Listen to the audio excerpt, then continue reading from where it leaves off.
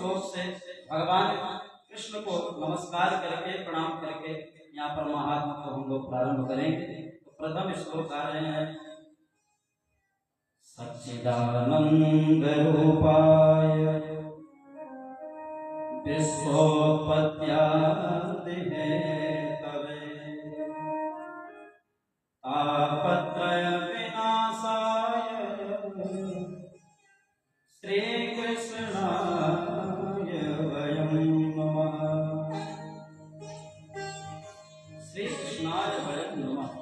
हम भगवान कृष्ण को प्रणाम करते हैं। हम का मतलब श्रोता और वक्ता हम सभी। और कृष्णचंद्र भगवान की, लेकिन कैसे भगवान कृष्ण को प्रणाम कर रहे हैं, उनका स्वरूप क्या है? तो सबसे पहले निवेदन किया, सच्चिदानंद रूपाय श्री कृष्णाय वयं नमः। जो सच्चिदानंद भगवान है उनको हम प्रणाम करें। भगवान का स्वरूप कैसा है? सत, चित और आनंद स्वरूप है।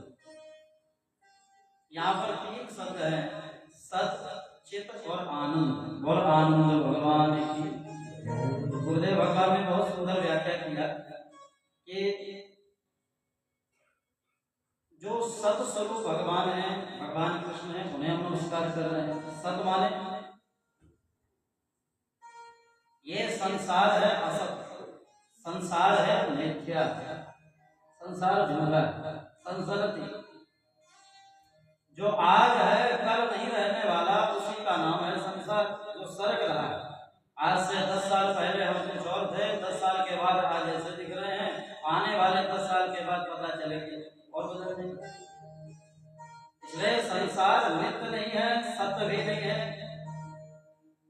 इसीलिए ये जो असत्य संसार है, इसकी व्याहृति हो जाए, असत्य को भूल करके हम सत्य में हमारी निष्ठा हो जाए, इसलिए सत्य स्वरूप परमात्मा का हम ध्यान करें। ये पहले सत्य की व्याख्या है। अथवा सत्य माने जो सत्य स्वरूप है, त्रैकाला बाधित है, तीनों काल जिसे बाध नहीं सकता, तीनों कालों से जो परे है, भूत भविष्य और वर्तमान से जो तीनों परे है। जब संसार नहीं था तब भी परमात्मा थे, आज संसार है तो हरिव्यापक सर्वत्र परमात्मा है। जब संसार नहीं रह जाएगा, ऐसा नहीं है कि परमात्मा नहीं रहते, क्योंकि गुरुदेव भगवान कहते हैं कि भगवान निमित्त भी है और उपादान कारण भी है। निमित्तोपादान दोनों है भगवान। संसार बनाते भी हैं, संसार बनते भी हैं।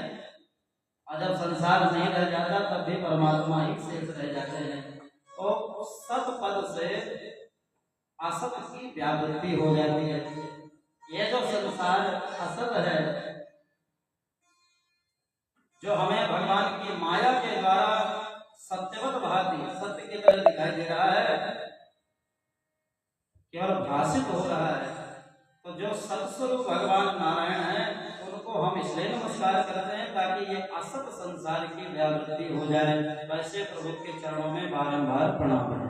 बोल कृष्णचंद्र भगवान की। और दूसरा शब्द है चित।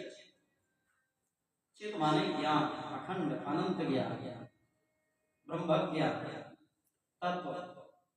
आज ये संसार हमें सत्य की तरह क्यों दिख रहा है? अज्ञान के कारण। इसलिए हम चित स्वरूप परमात्मा का ध्यान इसलिए करते हैं ताकि हमारे अंदर जो अज्ञान भरा पड़ा है, अज्ञान की व्यावृत्ति हो जाए।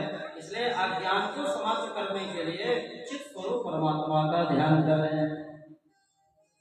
चित माने ज्ञान, चित माने प्रकाश, चित माने चेतना, चैतन्य स्वरूप है भगवान। आज अगर हमें ज्ञान प्राप्त करना होता है तो हमें पूज्य गुरुदेव भगवान के चरणों में बैठना पड़ता है। अगर गुरुओं के चरण में बैठ के ज्ञान नहीं प्राप्त करेंगे तो मूर्खानंद बने रहेंगे। लेकिन अगर भगवान को किसी से ज्ञान लेने की आवश्यकता नहीं है, क्योंकि भगवान स्वतः अगाध ज्ञान स्वरूप है भगवान। ऐसे जो परमात्मा है उनके चरणों में बारंबार प्रणाम। भगवान प्रकाश स्वरूप है, पूरे त्रिलोकी को भगवान सूर्य प्रकाश दे रहे हैं, लेकिन भगवान सूर्य को भी यही प्रकाश दे रहे हैं, इसलिए वो प्रकाशित कर रहे हैं। ऐसे जो भगवान प्रकाशित स्वरूप हैं उनका हम ध्यान करें। अथवा भगवान चैतन्य है। आज हर एक मनुष्य के अंदर जो चेतना है ये भगवान की ही कृपा है। अगर भगवान अपना सुझाव कर लें तो सब चेतना से रहित हो जाए। इसलिए ऐसे परमात्मा के चरणों में बारंबार प्रणाम।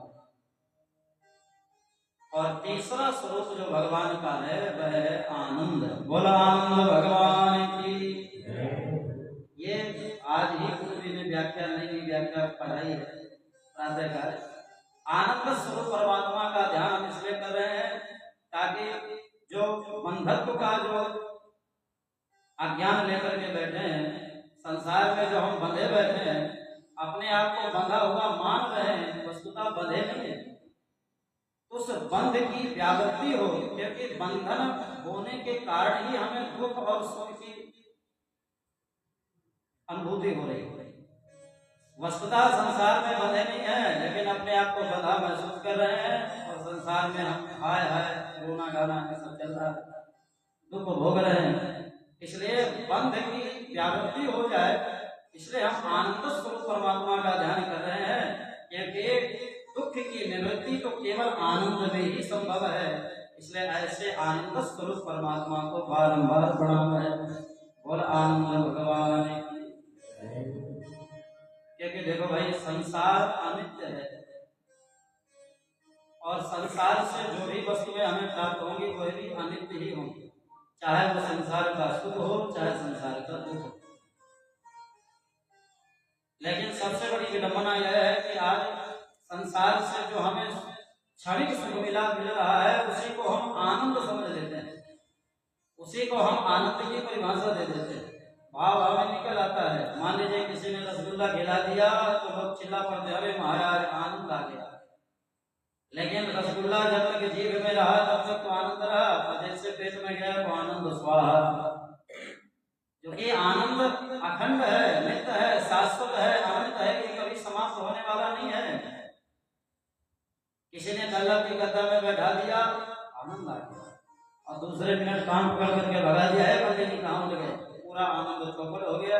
ये आनंद नहीं है, ये संसार का क्षणिक सुख है जो आज है तो कल नहीं रहने वाला। इसलिए ऐसे आनंद स्वरूप परमात्मा का हम ध्यान कर रहे हैं, जो भगवान आनंद स्वरूप है, जहाँ आनंद ही आनंद है। इसलिए गोस्वामी जी ने आनंद की परिभाषा चौपाई में बताई। जो आनंद सिंधु सुख राशि, जो आनंद सिंधु सुख राशि, जो आनंद सिंधु सुख राशि, जो आनंद सिंधु सुख राशि, से करते लोक सुपासी, से करते लोक सुपासी। जो आनंद सिंधु सुख राशि, भगवान आनंद के समुद्र है, सिंधु है। इसलिए गोस्वामी जी ने क्या कहा, भगवान ने अपने आनंद सिंधु में, सिंधु माने समुद्र में, एक सीख लेकर के डुबो दिया, और सीख में आनंद सिंधु का एक बिंदु लेकर के पूरे संसार में छिड़क दिया। तो आज हम सब सुभाषित हो रहे हैं, सब आज हम लड्डू हैं, देखो सब मुस्कुरा रहे हैं, सबके चेहरे में बढ़िया चमक दिखाई दे रही। तो आज यही आनंद की कृपा है। अब जरा विचार करिए, आनंद सिंधु का एक बिंदु का ही कमाल, ये चमत्कार कि आज पूरा संसार आनंदित हो रहा है। अगर कहीं साक्षात आनंद अगर गोता लगा जाए तो फिर कितना आनंद नहीं आएगा। इसलिए भगवान का पहला स्वरूप है सत, दूसरा है चित, तीसरा है आनंद, और जब ये तीनों मिल गया तो एक हो गए सच्चिदानंद। बोल सच्चिदानंद भगवान